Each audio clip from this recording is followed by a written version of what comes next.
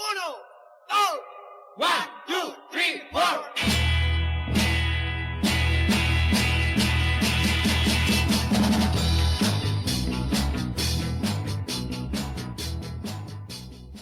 Mis comienzos en el nadaísmo empiezan en 1961. Yo oí hablar de que alguien, Gonzalo Arango, un personaje que yo no conocía, había tenido una gran confrontación en Medellín en un congreso de escribanos o escritores católicos. Entiendo que en parte de lo que él dijo, por ese motivo fue expulsado de allí. Entonces, en vista de que era una cosa muy seria, la curia como que había informado a las autoridades o algo, y entonces Gonzalo encontró una situación muy difícil ya en Medellín, que eso fue pues prácticamente transitorio, pero tuvo que salir y él, Gonzalo, escogió venirse a Cali. Bueno, él se vino como para hacer un poco más de dejar conocer su primer manifiesto nadaísta que hizo con motivo de ese congreso. Y se imprimieron un poco de esas hojas que estuvieron bien diseñadas para ese momento, así con dibujos y cosas del momento que era inusual. Una vez desarrollada esa labor y empezó a repartir por allí, entonces él anunció una conferencia sobre eso. Y bueno, yo me enteré y como existía un grupo en Cali ya, que era en torno a una publicación que se llamaba Esquirla. Esquirla era un suplemento literario publicado del periódico El Crisol de Cali. El periódico El Crisol era de un senador vallecaucano liberal. Habían un periódico grande que era el periódico El País, y había otro periódico que era de Occidente, pero ambos de tendencia centrista, y el País sí muy conservador. Pero el único periódico liberal que había era El Crisol, y El Crisol era un pequeño tabloide con solamente 4 o 5 páginas, no era mucho. Pero de todas maneras era la única voz liberal allí en ese entonces. Bueno, en ese, uno del grupo de Esquirla, que se llamaba Alfredo Sánchez. Alfredo Sánchez era muy amigo del senador y le regaló espacio en esas páginas del Crisol. Entonces él conformó ese pequeño suplemento literario que por entonces era famoso, el suplemento literario del Espectador, del Tiempo. Los grandes diarios tenían los domingos unas hojas dedicadas a la literatura, y eso era muy bueno. Y ese precisamente se convirtió en el lugar donde nosotros exploramos publicar en lo que se llamó la gran prensa. Del grupo de Esquirla nos enteramos que había llegado Gonzalo, y bueno, y cuando empezó a repartir ese panfleto con el primer nadaísta, nosotros nos adherimos a eso, porque encontramos pues unas voces de protesta. Hacía mucho tiempo no se oía nada de eso, entonces dijimos, bueno, pues vamos a oír este monje a ver qué es lo que dice. Y bueno, y nos sorprendió que ese manifiesto tenía muchas cosas en las cuales era como que estuviera diciendo lo que nosotros queríamos que alguien dijera, pero no necesariamente nosotros. Entonces nos adherimos al grupo, y entonces Gonzalo comenzó a hacer un poco de lo que se llama a buscar personajes adherentes a esos manifiestos, y pronto comenzó a llegar mucha gente, que unos que les interesaba, otros que veían con un poquito de entusiasmo. No todo el mundo estaba adherido, pero les gustaba lo que decía Gonzalo. Y además de eso, Gonzalo como que ya había sido fogueado en dar discurso, por lo menos de tipo de sacerdote, ¿no? Él ya hablaba como un acólito o como uno de los directivos del movimiento, y se fue conformando ese grupo, y se repitieron todos los días. Había charlas y cosas que lo hacíamos en el Café de Colombia de Cali, ahí cerca del Parque Caicedo, y después en otros lugares donde nos abrieron las oportunidades así. Fuimos a la biblioteca pública y nos la cerraron. Había un español que era el director de ese entonces no nos permitió entrar allí. Pero en otros lugares lo hacíamos y ya sabíamos dónde nos íbamos a reunir. Y Gonzalo iba a unos pequeños hoteles por ahí, de media caña, como se dice por ahí, pequeñas pensiones, y escribía en la mañana y regresaba con lo poco que ya tenía, y entonces nosotros pues escuchándolo a él, como decir, era el maestro de Tiberíades y nosotros éramos los pescadores. Entonces muy entusiasmado con estos, y bueno, se volvió, Gonzalo salía y era como nosotros, como una cauda de personas que le seguíamos, a ver. Pero él también se fue asustando un poco porque él no estaba preparado, como te digo. Gonzalo no estaba preparado para esa situación, y cuando fue creciendo el movimiento, él se vio en un momento en que tuvo que salir de allí y regresar después, porque no pasaba de ese J. Mario, y aparece Elmo y otros más.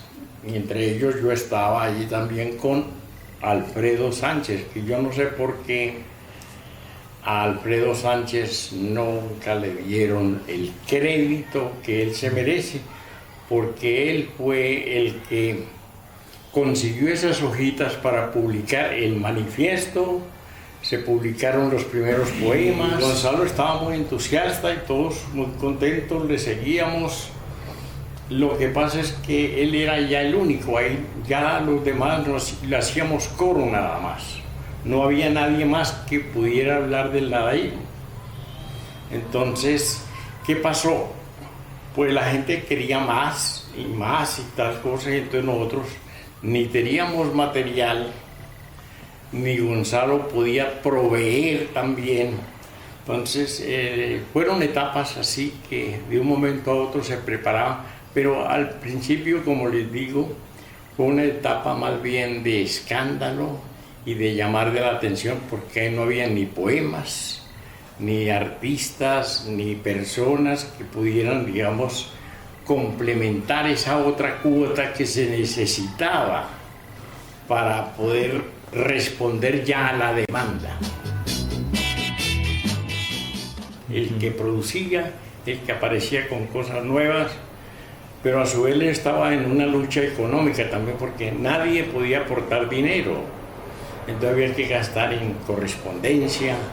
El mismo Gonzalo, yo no sé cómo se vendía para pagar el hotel. Nosotros a su vez pues teníamos nuestras casas, pero él estaba en una situación un poco difícil. Creo que empezó a escribir en cromos. Yo no sé realmente cómo pudo sostenerse Gonzalo, o tal vez por ayuda de la familia. Pero en el tiempo que yo estuve con ellos, pues Gonzalo empezó a moverse ya a Bogotá, a otras partes, a Manizales, en fin, y eso implicaba también costos, ¿no? Salir a viajar sin recursos económicos.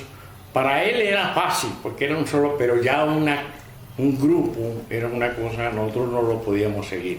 Entonces se desarrolló una labor allí, que fue en Cali, como un grupo ya organizado. Se sumaron otros de Medellín, entre ellos uno con el que vino con Gonzalo, que era Amílcar Osorio, que fue el que adoptó el seudónimo de Amílcar U. Bueno, alguien decía que era Amílcar Uribe, ¿no? Y era Amílcar Osorio.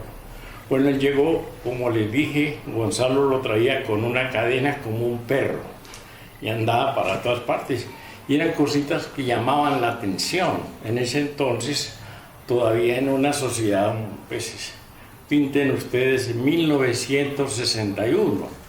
Entonces todas las cosas parecían como muy locas, como que estuvieran deschavetados. Gonzalo a su vez mantenía su melena así despeinada. Y bueno, entonces esa situación es la que fueron las primeras etapas de como decir, aquí estamos nosotros, este es un movimiento.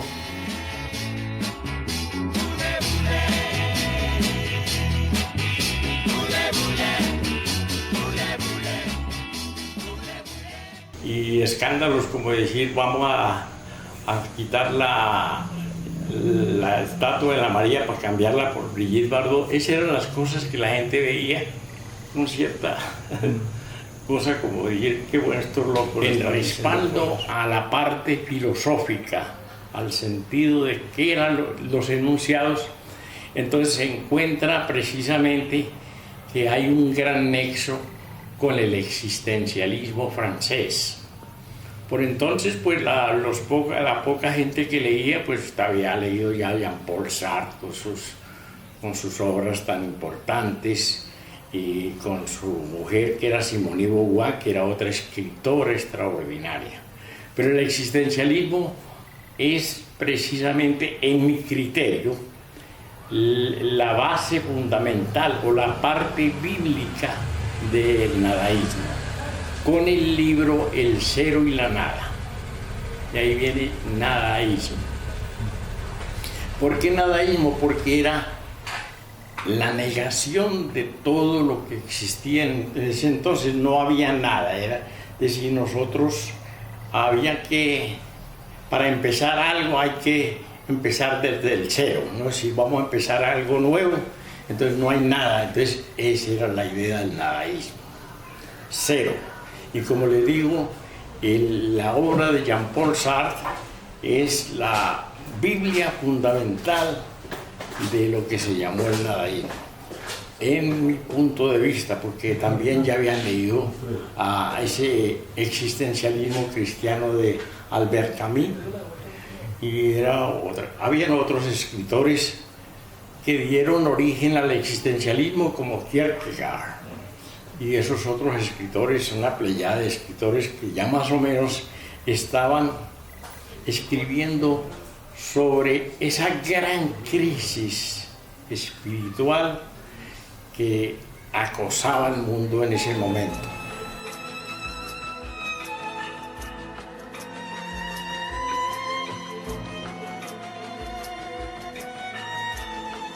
El existencialismo francés fue la base fundamental para que Gonzalo y los otros escritores siguieran la idea de la nada, el cero y la nada. Y aparecieron tantos libros de Sartre, y ya empezaron, las traducciones eran muy buenas. Y, en fin, yo desde ese punto de vista es la gran crisis europea se incrusta dentro de la otra gran crisis de Colombia en ese entonces, la desesperación de la juventud, ¿no? Cada uno sentíamos no hay trabajo, no hay oportunidades, ¿qué vamos a hacer? Y eso fue lo que me hizo a mí tratar de escapar de esa época. Por otra parte, ya habían movimientos políticos que estaban buscando en la juventud, digamos, apuntalarse entre la gente joven y los universitarios, y lo que ofrecían no era nada tampoco importante, sino esperar golpes duros del gobierno ya, en la medida en que esto se le hubiera dado un matiz político y revolucionario y de protesta, entonces los golpes hubieran sido duros. Entonces yo creo que esto lo entendieron muy bien los que quedaron ahí, que fueron J. Mario, Elmo Valencia, Eduardo Escobar, otros más que estaban en la lista, Pani Buitrago, por los lados, en fin, esto lo entendieron muy bien y yo creo que ellos lo combinaban con esa otra fase, de hacer un poquito de lo que nosotros vulgarmente llamamos mamadera de gallo, tomarle el pelo, burlarse de todo el mundo, de personajes, y eso se veía bien en el aspecto de ridiculizar a los notables, y por eso pudo continuar el nadaísmo en esas etapas, porque de otra manera, como le digo, la reacción era violenta contra otros grupos, con grupos sindicales, con otros elementos que ya estaban con una dinámica revolucionaria en los partidos políticos. Los camaradas estaban también haciendo su labor y vino la parte de lo que fue la Revolución Cubana, que dio en ese momento una conformación muy dinámica para que mucha gente se aglutinara en torno a lo que fue el castrismo. Y como en las primeras etapas del castrismo, ellos no mostraban que tenían nada que ver con el comunismo, sino que era socialismo, puro socialismo. Entonces vino el apoyo en la medida, porque todo lo que fuera comunista ya tenía otro matiz y era muy golpeado. Y no había posibilidad de que sino encontrar de pronto la muerte. Entonces esa situación hizo, como le digo, que el nadaísmo pudiera sobrevivir, porque combinó una tarea revolucionaria, porque no deja de ser revolucionario esos enunciados y esa negación y mostrar que el gobierno no estaba haciendo su labor y todas esas cosas, pero se doraba la píldora para poder que el status quo se tragara ese paquete y esa cosa.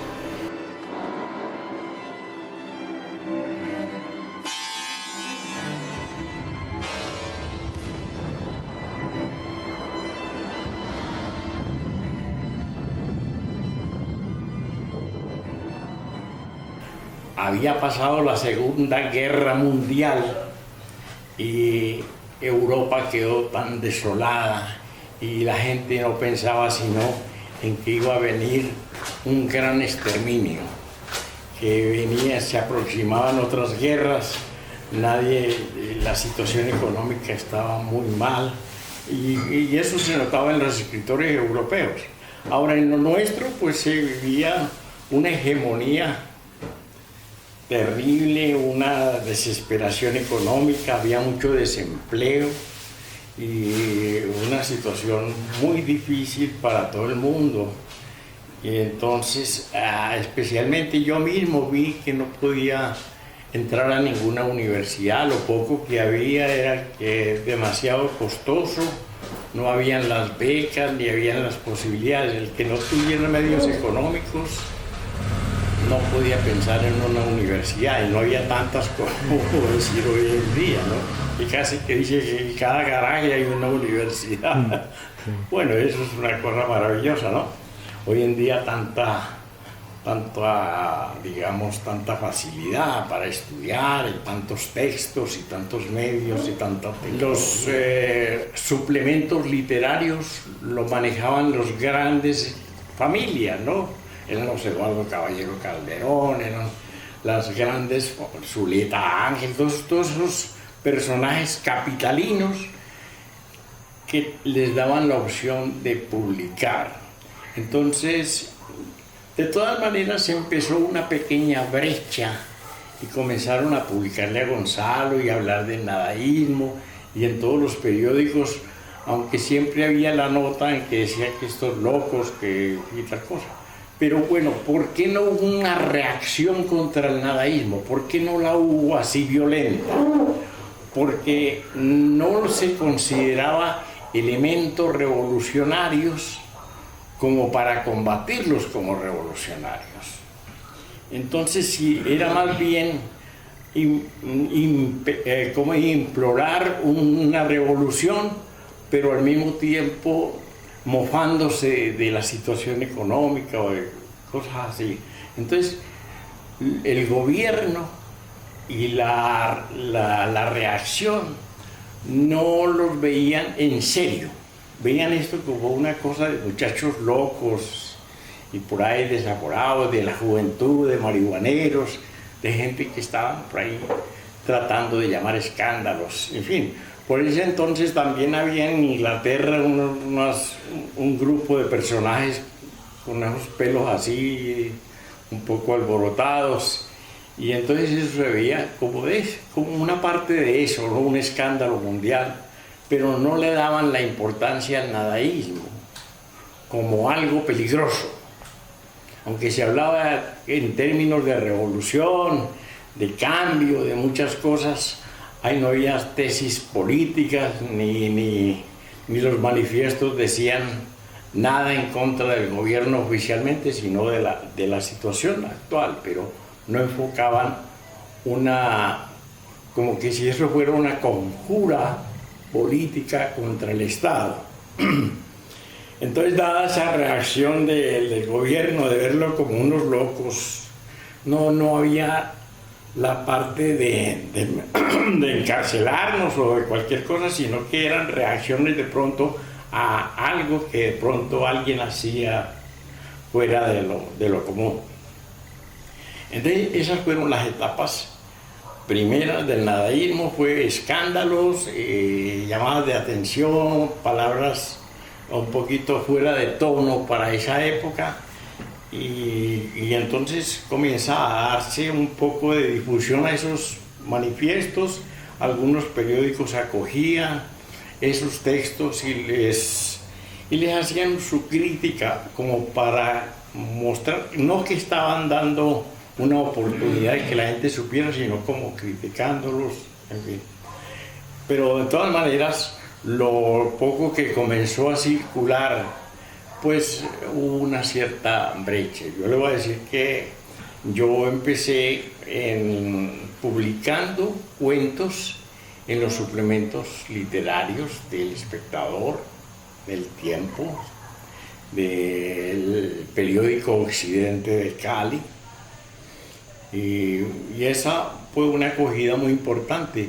Eso me animó a mí a publicar un panfleto con el nombre de Calicantos, en el cual esos poemas tienen más o menos como una textura hacia a las ideas de que me gustaba mucho el Tuerto López y me gustaba León de Grave, y yo había leído ya algunos poetas, Zalamea y tal cosa. En periodos así un poco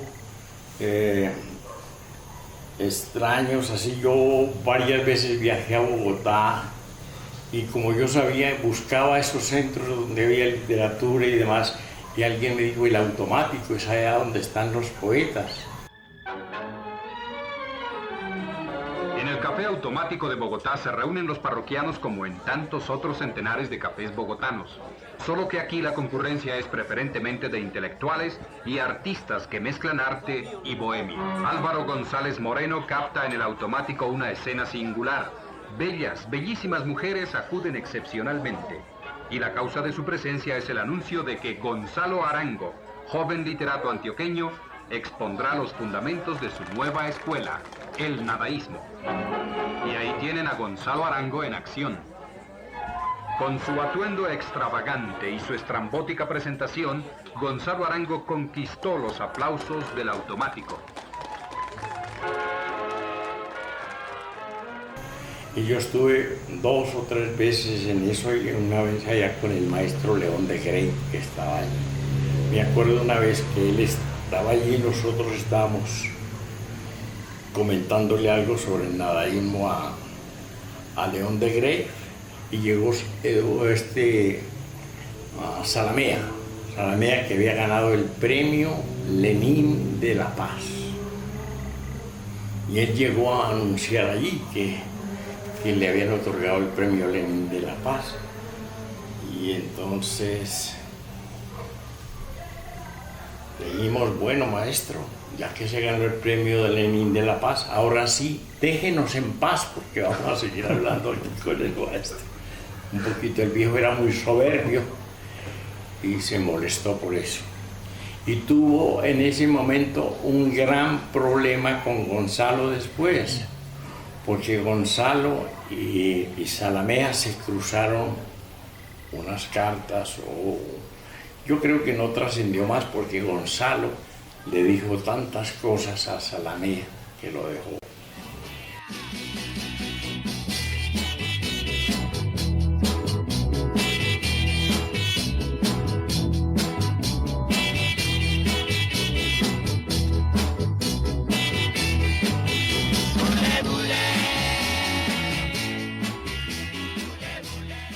No le quiso dar como la importancia, pero es que Gonzalo era muy cáustico con los términos, más que el mismo Zalamea.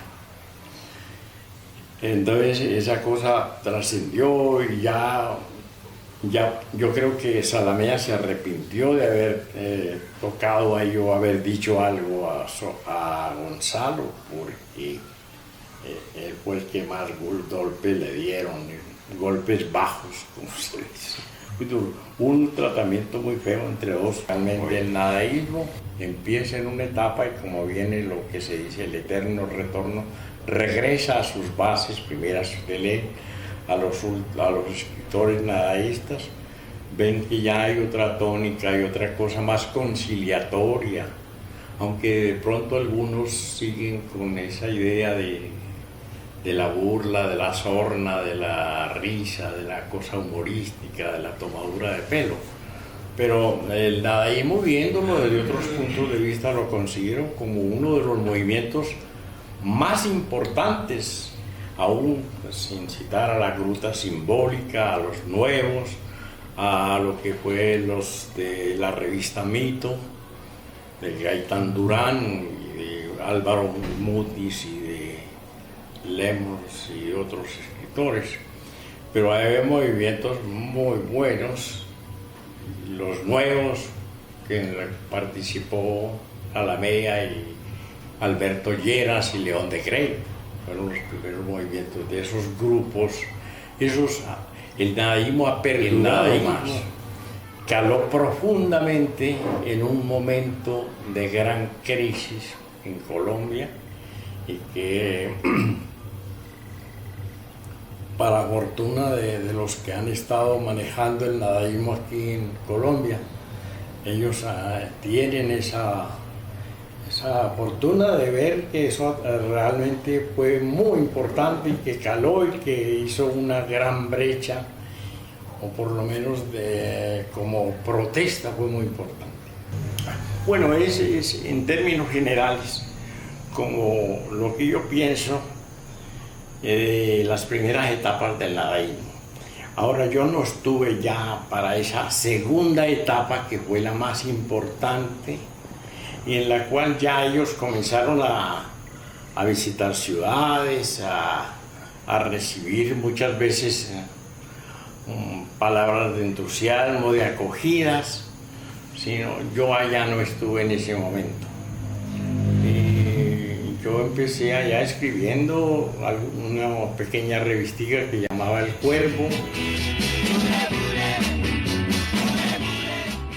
Ahí publiqué muchas cosas de los nadaístas y gracias a que el correo en los Estados Unidos estaba con los costos eran muy baratos, yo pude mandar mucha correspondencia. Habían los personajes, Odría, y habían tantas dictaduras que estaba Odría en el Perú, Stroessner en el Paraguay, Trujillo en la República Dominicana, Somoza en Nicaragua, no se veía sino dictaduras y dictaduras. Pérez Jiménez en Venezuela, eso fue una cosa, pues, entonces toda esa cosa que el Departamento de Estado apoyó y todas esas cosas, porque ellos veían más posibilidades en apoyar dictaduras en grupos democráticos emergentes. Ellos no veían esa posibilidad, sino que había que apoyar la dictadura y mantener un status quo que era para ellos importante. Pero entonces el nadaísmo nace dentro de esa gran crisis, como les digo, como el existencialismo surge allá en Europa y especialmente en Francia con Jean-Paul Sartre. Y digamos, Jean-Paul Sartre allá y aquí Gonzalo Arango, porque yo no veía en otro ninguno que tuviese la capacidad, la dinámica de Gonzalo, que era un hombre tímido, un hombre que veía uno como a veces como un poco, pero cuando hablaba y se expresaba y escribía, uno encontraba un genio. Gonzalo, yo no sé cómo podía, después de fumar tantas veces y trasnochar tanto, él en su pequeña maquinita todos los días aparecía con cosas maravillosas.